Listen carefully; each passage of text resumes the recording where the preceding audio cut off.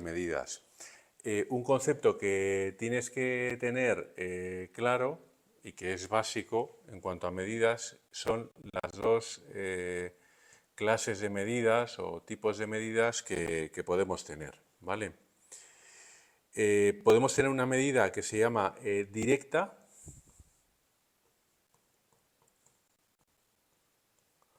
o podemos tener una medida que se llama indirecta. Ya te lo intuías, ¿eh?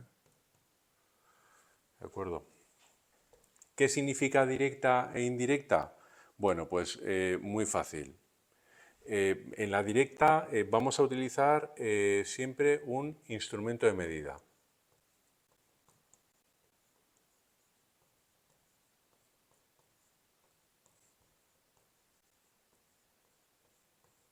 ¿De acuerdo? Hay un montón de instrumentos de medida. Luego vamos a ir haciendo ejercicios para ir presentando algunos y entender qué objetos pueden medir. ¿Cuándo tomamos una medida indirecta? Pues cuando no se puede utilizar, ¿no? Y aquí es que no es que decida yo no utilizarlo, sino no se puede utilizar un instrumento de medida. No se puede emplear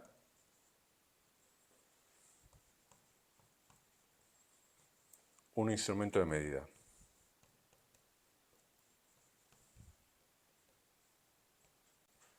¿Vale? Lo pongo así.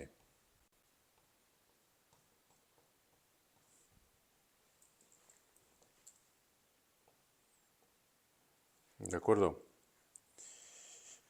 Entonces, ¿qué vamos a utilizar? Claro, si yo no puedo utilizar un instrumento de medida, ¿qué voy a hacer? Aquí voy a hacer lo que se llama dar un valor aproximado.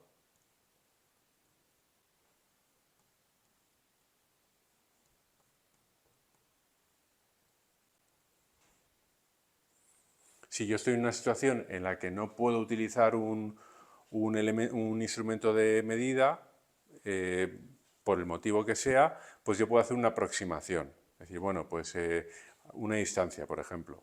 No puedo utilizar una regla, no puedo utilizar una cinta, por ejemplo, porque me es imposible acceder al sitio que quiero medir. Bueno, pues entonces puedo dar un valor aproximado.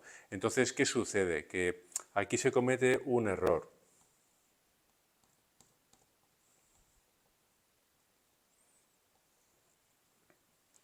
Y entonces te preguntarás, entonces cuando yo voy a tomar una medida y utilizo un instrumento de medida, también, o sea, ¿no cometo errores? Sí, puedo cometer un error. Y de hecho se cometen errores también.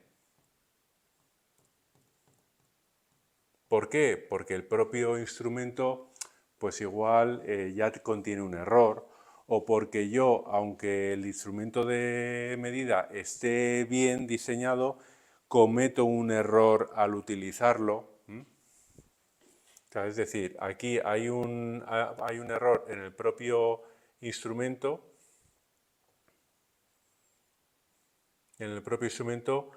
o un error propio mío, ¿no?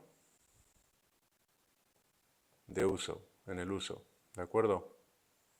Y aquí este error es propio pues, de la propia aproximación, ¿no? El hecho de aproximar ya supone un error. Es decir, el error, como ves, viene de varios, puede tener varias fuentes.